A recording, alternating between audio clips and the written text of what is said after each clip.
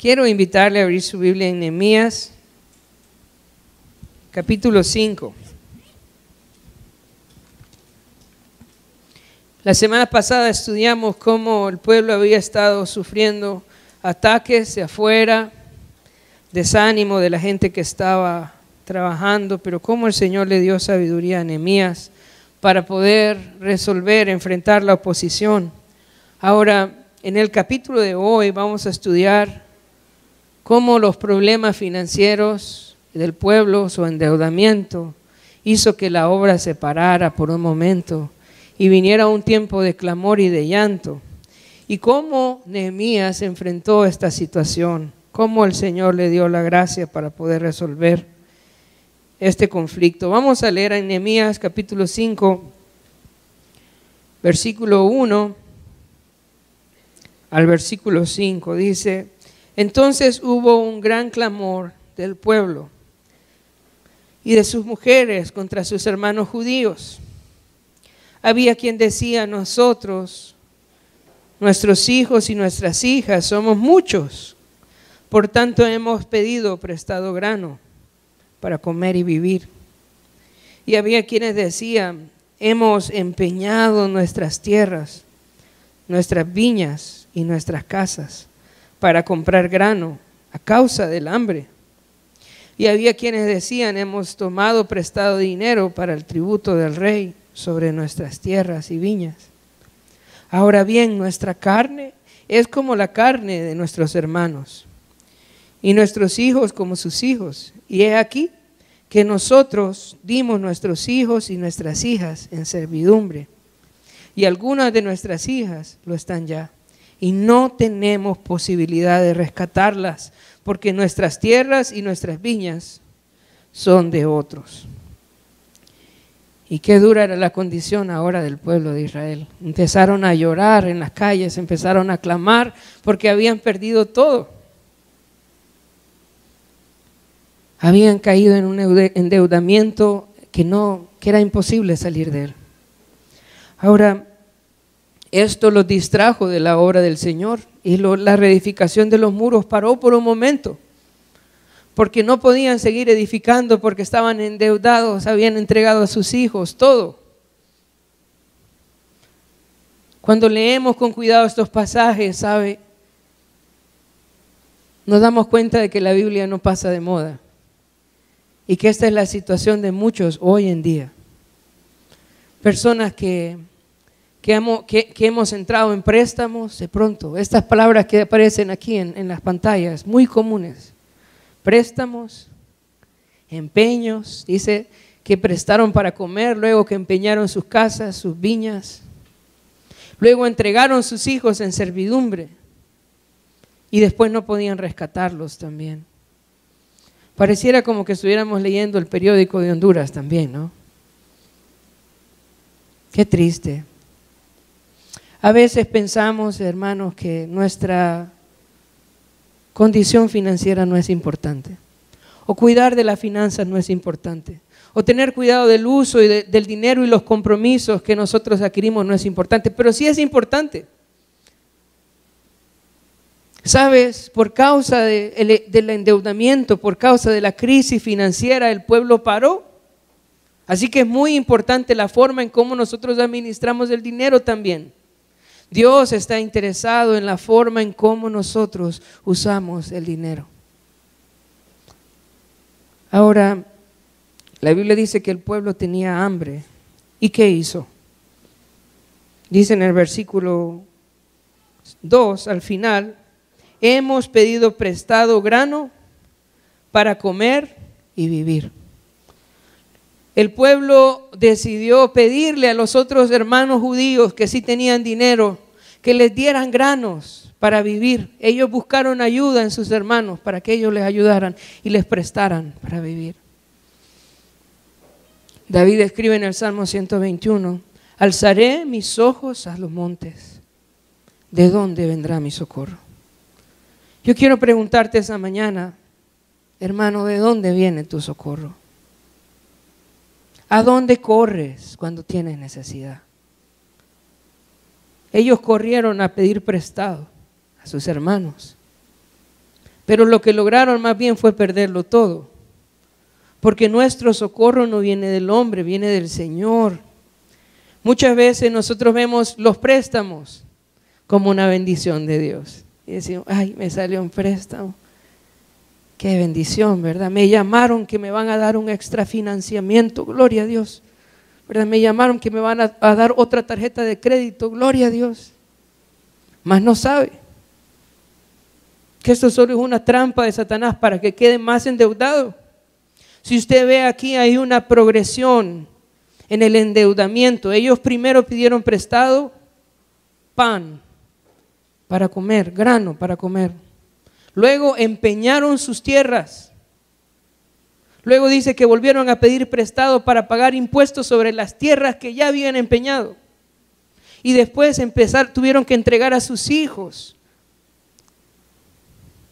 Yo quiero decirte que el banco no está interesado en ayudarte en lo más mínimo. Las tarjetas de crédito no están para ayudarnos. Los extrafinanciamientos no son para ayudar, son para quitarnos todo. Y para quitarnos el tiempo, el gozo, los recursos para poder servir al Señor. Necesitamos ver con cuidado a dónde corremos. Vamos a leer Filipenses capítulo 4, versículo 11 al 13. Filipenses capítulo 4, versículo 11 al 13.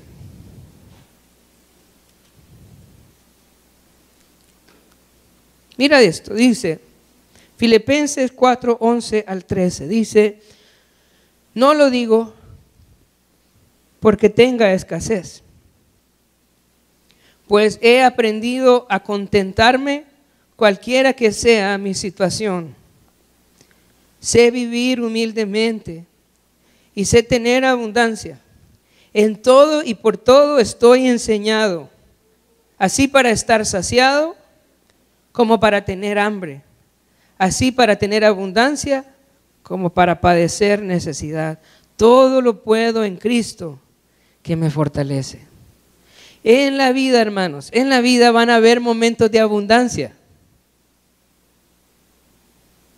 Y también van a haber momentos de escasez. Pero nosotros no podemos vivir de la misma manera. Escucha eso.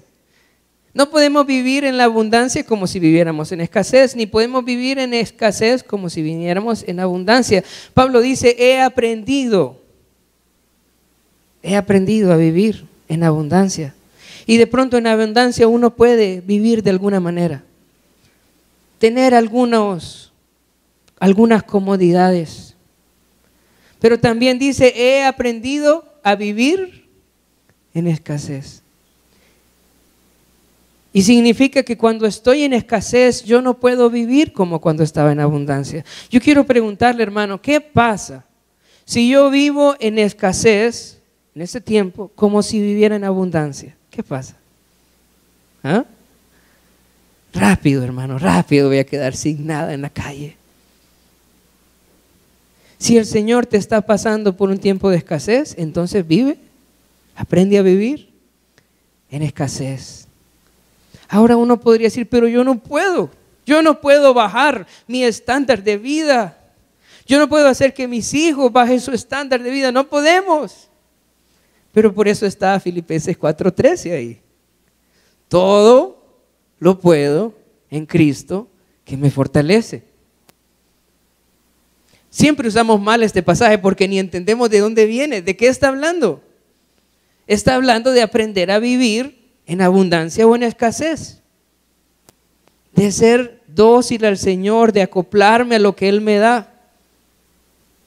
Y me da la promesa, todo lo puedo en Cristo que me fortalece. Ahora, el versículo 19, siempre ahí, Filipenses 4:19, hay una promesa linda ahí para nosotros. Dice, mi Dios pues suplirá, ¿qué dice? Todo lo que os falta, conforme a sus riquezas en gloria. Pero no le damos chance al Señor, ¿verdad?, de suplir. Queremos suplir nosotros. Entonces vamos y nos endeudamos. Pero el Señor quiere suplir. El Señor quiere ayudarnos. En Él debe estar nuestra confianza. A Él tenemos que buscar. Yo sé, este mundo no piensa así. Pero la Biblia nos llama a renovar nuestro entendimiento, a poner nuestra confianza en el Señor. Él es nuestro suplidor conforme a sus riquezas en gloria. Nos toca aprender, ¿verdad? Para no caer en este hoyo que cayó el pueblo de Israel. Nuestra provisión viene del Señor. Vamos a ir a Nehemías nuevamente, capítulo 5.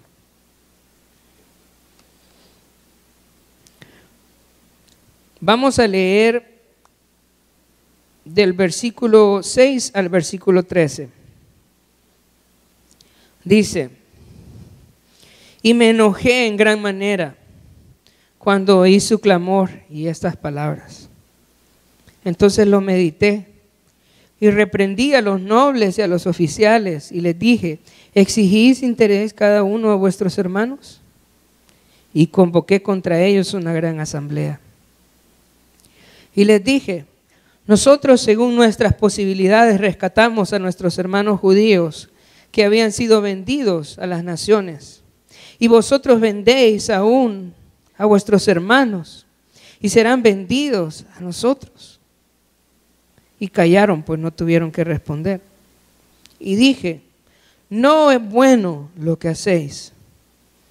¿No andáis en el temor de nuestro Dios para no ser oprobio de las naciones enemigas? También yo y mis hermanos y mis criados les hemos prestado dinero y grano. Quitémosle ahora este gravamen. Os ruego que les devolváis hoy sus tierras, sus viñas, sus olivares y sus casas, y la centésima parte del dinero, del grano, del vino y del aceite que demandáis de ellos como interés. Versículo 12, y ellos y dijeron: lo devolveremos y nada les demandaremos. Haremos así como tú dices. Entonces convoqué a los sacerdotes y les hice jurar que harían conforme a esto. Además sacudí mi vestido y dije: así sacuda Dios de su casa y de su trabajo a todo hombre que no cumpliere esto. Y así sea sacudido y vacío. Y respondió toda la congregación: amén. Y alabaron a Jehová, y el pueblo hizo conforme a esto. El trabajo del líder, hermanos, tanto en el hogar, en el trabajo o en la iglesia, es resolver problemas. Esa es parte de su trabajo. Muchas veces nosotros queremos simplemente cerrar los ojos, ¿verdad? Y esperar que cuando lo abramos, todo va a ser diferente. O de pronto esperamos y decimos: no, la próxima semana todo va a ser diferente en mi casa. La próxima semana todo va a ser diferente en la iglesia. Pero la verdad es que el líder tiene la responsabilidad de hacerle frente a los problemas. Y a través de este pasaje vamos a ver cuál es el proceso, cuál es la actitud, cómo debemos de tomar acción para resolver nuestros problemas. Pero hermanos, si tienen problemas en su casa, resuélvalos. Si tenemos problemas en la iglesia, resolvámoslos. Si tenemos problemas en la empresa, resolvámoslos. Porque no podemos ser líderes bíblicos si no le hacemos frente a los problemas. Los problemas no se van a arreglar solos, necesitamos enfrentarlos. Vamos a ver cuál fue el proceso que siguió Nehemías entonces para resolver ese problema. Dice en el versículo 6: y me enojé en gran manera cuando oí su clamor y sus palabras, ¿verdad? Y de pronto muchos van a decir amén, ¿verdad? Bueno, yo creo que es natural enojarse al ver la injusticia.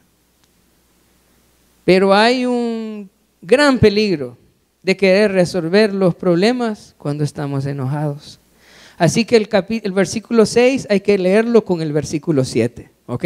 Dice, versículo 6, y me enojé en gran manera cuando oí su clamor y estas palabras. Entonces, ¿qué dice? Medité. Gracias a Dios, ¿verdad?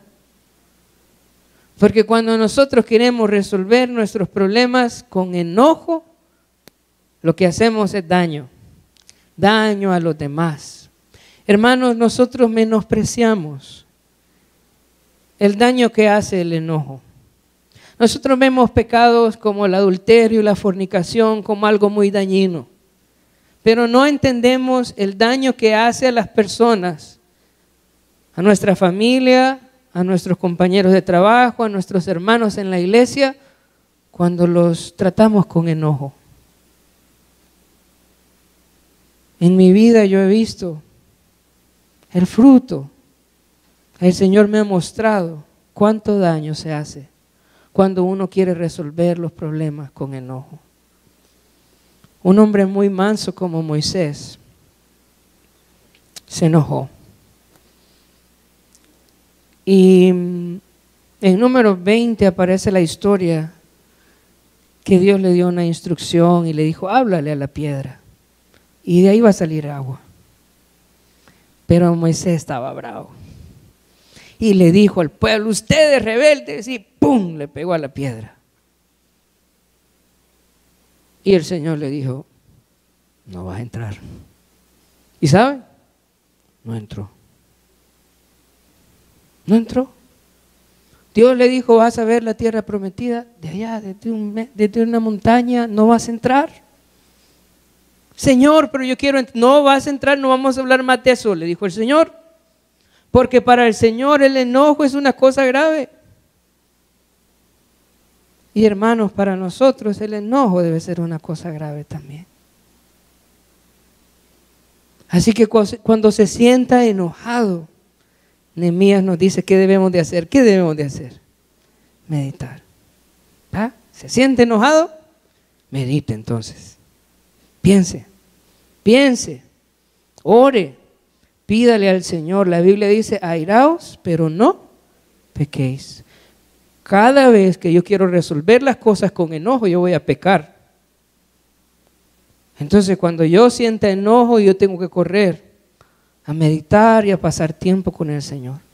Y una vez que yo he meditado las cosas, que he orado, que he pensado en lo que la palabra de Dios me dice, entonces yo paso al siguiente punto. En el versículo 7 dice, y reprendí a los nobles y a los oficiales. Antes de reprender, entonces necesitamos meditar. Dice, exigís interés cada uno a vuestros hermanos.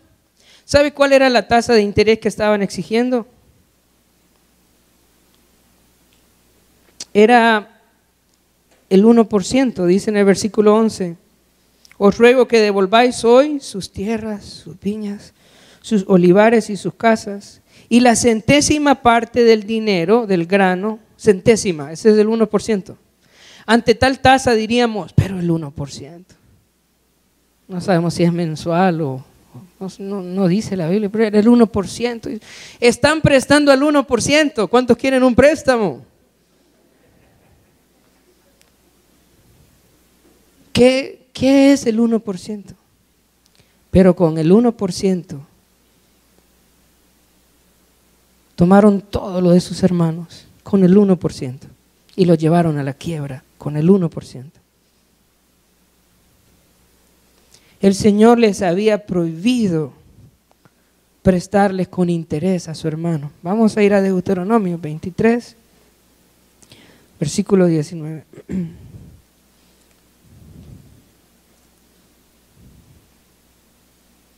23, 19 y 20. Dice, Deuteronomio 23, 19 y 20.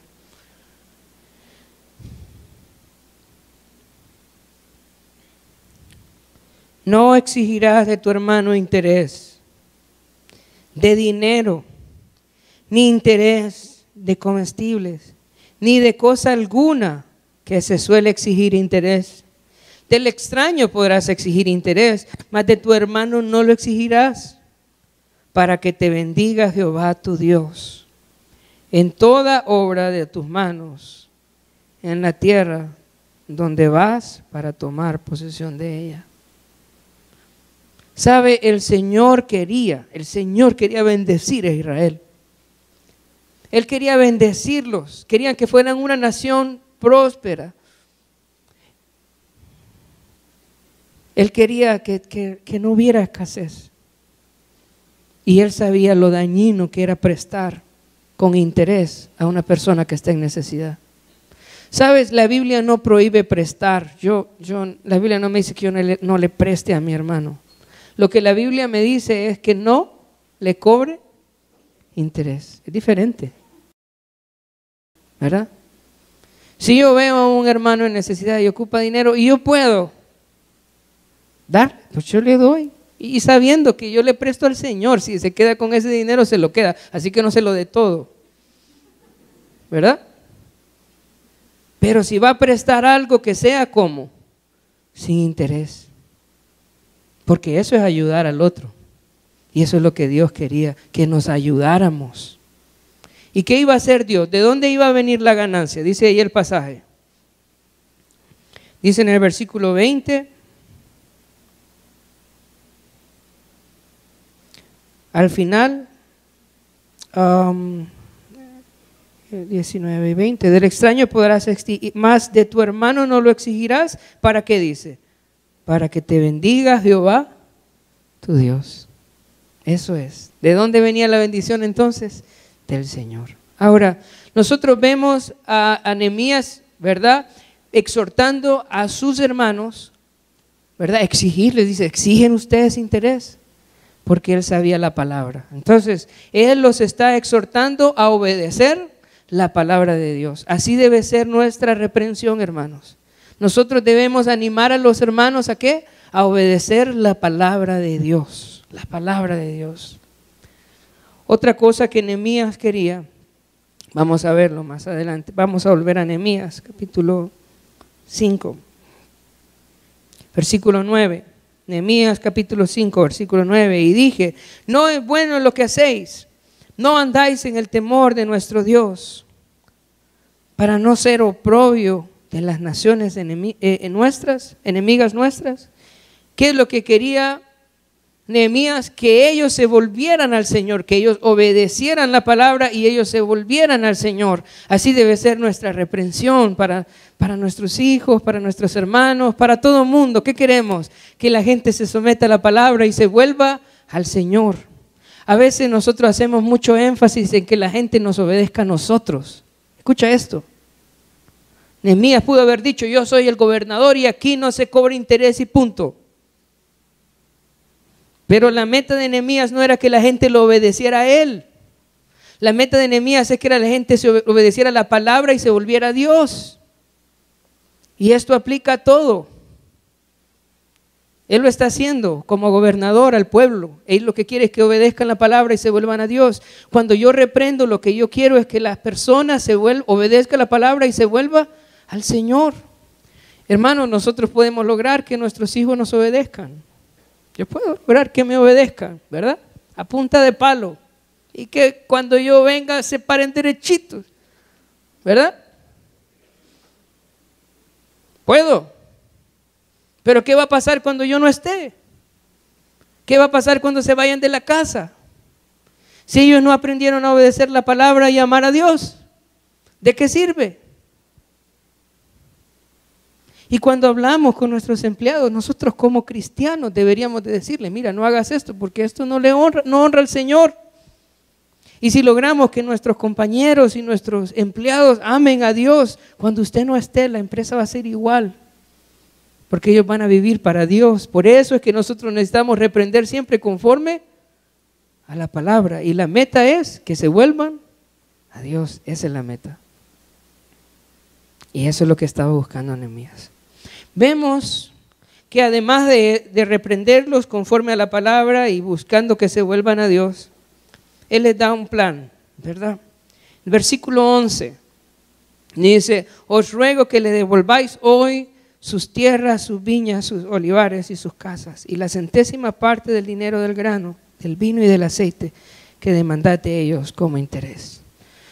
Él les da un plan para corregir. Cuando nosotros reprendemos, necesitamos también dar un plan de corrección, ¿verdad? Ahora que hiciste esto, necesitas hacer esto y esto y esto.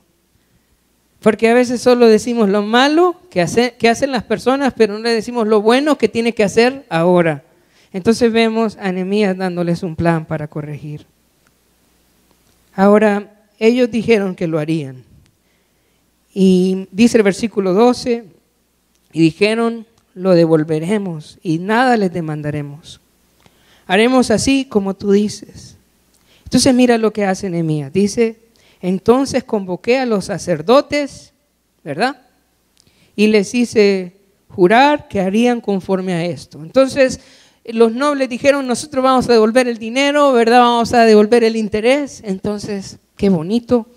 Pero Nehemías dijo, esto no va a quedar en palabras.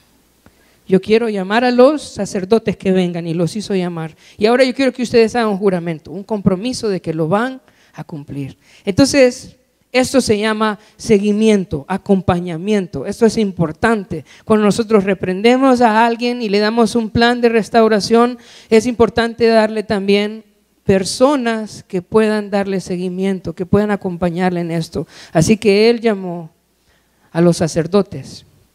Hermanos, en la iglesia esto debería ser algo bien normal, algo bien común. Cuando el Señor nos muestra que necesitamos cambiar, que necesitamos tomar decisiones en nuestra vida, es importante que nosotros tengamos también hermanos que sean testigos de nuestro compromiso. Muchas veces no cambiamos porque no tenemos ese acompañamiento. En la iglesia eso debería ser normal. Que si una persona tiene problemas, pueda haber otro para escucharle su compromiso de cambiar y acompañarle en este proceso. Vamos a ir a Gálatas capítulo 6. Gálatas capítulo 6, 1 y 2.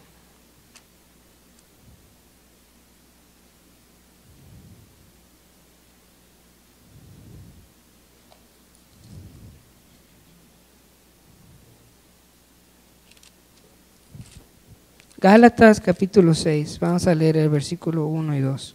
Dice, hermanos, si alguno fuere sorprendido en alguna falta, vosotros que sois espirituales, restaurarle con espíritu de mansedumbre, considerándote a ti mismo, no sea que tú también seas tentado. Mira esto, versículo 2, sobrellevar los unos las cargas de los otros y cumplir así la ley de Cristo. ¿Cuál es la idea? La idea es que si usted tiene un anhelo de cambio, quiere una decisión de cambiar una actitud, de tomar una resolución, de obedecer al Señor en cierta área, usted debería de buscar un hermano y decirle, mira, yo hice este compromiso con Dios, quiero que ores conmigo, quiero que me preguntes, quiero que estés pendientes de que yo estoy haciendo lo que he prometido al Señor que voy a hacer. Esa es la idea de seguimiento, y eso debería de ser normal en la iglesia. Que podamos tener la confianza de decir, mira, yo tengo este problema y yo quiero cambiarlo y yo necesito seguimiento, yo necesito, mira, hacer este compromiso con Dios, ¿verdad? Y yo necesito que ores por mí y me acompañes en esto. Eso es lo que los sacerdotes iban a hacer, iban a velar que esto se cumpliera, y esto debería ser normal en la iglesia. Pero a veces venimos a la iglesia y no tenemos la confianza de hablar con nadie nuestras cosas, y eso está mal. De pronto como iglesia hemos fallado, de pronto como iglesia hemos sido chismosos, ¿verdad? De pronto como iglesia la gente no tiene la confianza de contarnos sus luchas, pero debemos arrepentirnos, porque la vida cristiana se vive en equipo. Los cambios se ven en equipo. Necesitamos un equipo. Con Carlos salimos a correr juntos. Necesitamos un equipo, alguien con quien correr, sobrellevar las cargas los unos de los otros. Así que si usted no tiene a nadie a quien contarle sus cosas, que ore por usted, que le aconseje, que vea que está cumpliendo sus compromisos, busque a alguien, ore por alguien. Para eso están los pastores, los líderes de grupos, los ancianos, para que llevemos juntos estas cargas, para darle seguimiento a esos compromisos que hacemos con el Señor. Ahora, ¿qué pasó cuando Nehemías enfrentó esta situación y Dios trajo arrepentimiento y la cosa se solventó? Dice la palabra de Dios en el versículo 13, en la segunda parte, respondió toda la congregación, amén, y alabaron a Jehová, y el pueblo hizo conforme a esto. ¿Qué pasa cuando nosotros arreglamos nuestros problemas, hermanos? ¿Qué pasa cuando les hacemos frente? Cuando tomamos decisiones, cuando los confrontamos en base a la palabra, cuando nos comprometemos y les damos seguimiento, ¿qué pasa? ¿Qué vino al pueblo? Vino alabanza. Alabanza, vino gozo, deseo de glorificar a Dios. ¿Sabe por qué no queremos alabar a Dios? Porque sin duda tenemos muchas cosas que no hemos resuelto. Y venimos a la iglesia cargados y tristes y vacíos. Yo quiero animarle esta mañana que si hay cosas en su vida que usted necesita resolver, que lo haga. Que siga el proceso. ¿Cuál es su problema? No sé. Hágale frente. Porque cuando le haga frente y lo resuelva de la manera que Dios quiere, lo que va a venir a su vida es alabanza. Y esta iglesia va a estar llena de alabanza. Pero si no tomamos decisiones en nuestra vida para resolver nuestros problemas, entonces la alabanza no va a estar. Porque la alabanza viene a un corazón que ha decidido arreglar sus cosas de la manera que Dios quiere. En la última parte del capítulo que vamos a estudiar hoy, Nehemías está contando su testimonio. En esta parte él se sale de la cronología del libro, porque aparentemente este libro él lo escribió al final. O sea que pasó todo y al final él lo escribió como relatando lo que estaba pasando. También pareciera como que no fue un libro público, sino era un libro que él estaba escribiendo como su diario, porque al final termina hablando como si estuviera hablando con Dios, con el Señor. Así que en este párrafo él se sale de la cronología y se va como al final y cuenta toda su historia, cómo fue su conducta sirviendo al pueblo. Y aquí podemos ver cuáles son las características de un líder de Dios, cómo debe ser un líder de Dios. Vamos a leer entonces del versículo 14 al versículo 19. También desde el día que me mandó el rey que fuese gobernador de ellos en la tierra de Judá, desde el año 20 del rey Artajerjes hasta el año 32, 12 años, dice, ni yo ni mis hermanos comimos el pan del gobernador. Pero los primeros gobernadores que fueron antes de mí abrumaron al pueblo y tomaron de ellos por el pan y por el vino más de 40 siclos de plata. Y aún sus criados se enseñoreaban del pueblo. Pero yo no hice así a causa del temor de Dios. También en la obra de este muro restauré mi parte y no compramos heredad. Y todos mis criados juntos estaban allí en la obra. Además 150 judíos y oficiales y los que venían de las naciones que habían alrededor de nosotros estaban a mi mesa. Y lo que se preparaba para cada día era un buey y 6 ovejas escogidas. También eran preparadas para mí aves y cada 10 días vino en toda abundancia. Y con todo esto nunca requería el pan del gobernador. Cuando habla del pan del gobernador, habla del impuesto que por derecho él tenía como gobernador. Porque la servidumbre de este pueblo era grave. Y termina diciendo en el versículo 19, acuérdate de mí para bien, Dios mío, y de todo lo que hice por este pueblo. En esta parte Nehemías ¿cómo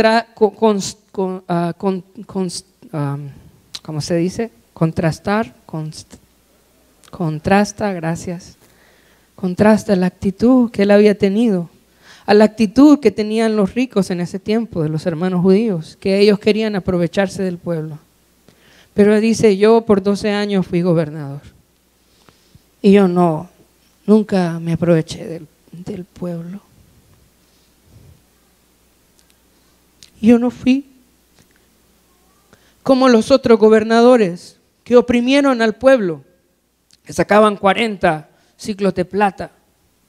Más bien, dice él, yo participé en la reconstrucción de la muralla, yo hice mi parte y puse a mis criados también a trabajar.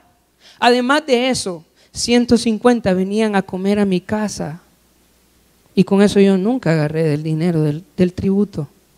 porque la servidumbre era grande. Y le dice, acuérdate, Señor. ¿Sabes? Estos son los líderes que nosotros necesitamos ser. Líderes que quieren dar, que están aquí para dar, que están aquí para servir, que están aquí para trabajar. Ese es el líder que yo necesito ser en la casa, en la iglesia, en el trabajo. Un líder que está ahí para dar a los demás. Este es el líder de Dios. Este es el líder que Dios quiere que usted sea. En noviembre vamos a tener elecciones, hermanos. Y nosotros deberíamos de estar orando. Que Dios levante hombres de Él que se conviertan. Porque nosotros necesitamos hombres de Dios en el gobierno. Honduras no va a cambiar si Dios no levanta presidentes que tengan temor de Él. Nosotros necesitamos orar que se conviertan, que conozcan al Señor. Eso es lo que la Biblia nos demanda como iglesia. Que nosotros oremos por nuestros gobernantes para que ellos conozcan a Cristo, porque el Señor quiere que todos sean salvos. Ese es el deseo de Dios, para que podamos vivir de manera quieta y reposada. Queremos ver una Honduras diferente, necesitamos orar que Dios levante un presidente que sea un siervo de Él, que viva para Él. Ahora, esto se parece mucho al testimonio que Pablo dice cuando se despide de los hermanos en Hechos 20. Vamos a ir a Hechos 20, 31.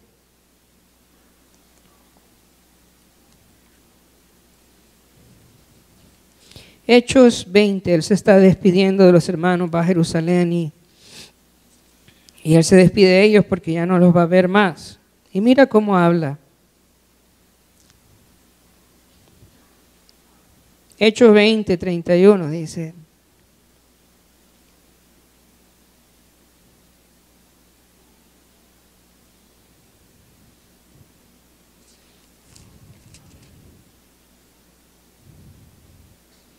por tanto, velad, acordaos que por 3 años, de noche y de día, no he cesado de amonestar con lágrimas a cada uno. Y ahora, hermanos, os encomiendo a Dios y a la palabra de su gracia, que tiene poder para sobreedificaros y daros herencia con todos los santificados. Ni plata, ni oro, ni vestido de nadie he codiciado. Antes, vosotros sabéis que para lo que me ha sido necesario a mí y a los que están conmigo, estas manos me han servido. En todo os he enseñado que trabajando así se debe de ayudar a los necesitados y recordar las palabras del Señor Jesús, que dijo: más bienaventurado es dar que recibir. Y yo quiero dejar esto en tu corazón. ¿Quieres ser líder? Ser líder se trata de dar. Ser líder se trata de servir. Ese es el líder que Dios quiere que nosotros seamos. Esos son los líderes que Dios quiere que sigamos también. Esos son los líderes que nosotros necesitamos también como nación. Para terminar, tengo algunos puntos que quisiera, si me das la siguiente, recordar. Hermanos, cuide de su vida financiera. Es importante. No se endeude. Los préstamos no van a sacarlo del hoyo. ¿Quién es el que saca del hoyo tu vida? Dice el Salmo 103. Él es quien saca del hoyo tu vida. Jesús. Cuide su vida financiera. No se endeude. Clame al Señor. Enfrente los problemas de manera bíblica. Ya vimos el proceso, ¿verdad? Necesitamos seguir el proceso que hemos aprendido. Y como líder, sea un líder humilde, compasivo y generoso como nuestro Señor Jesucristo. Vamos a orar.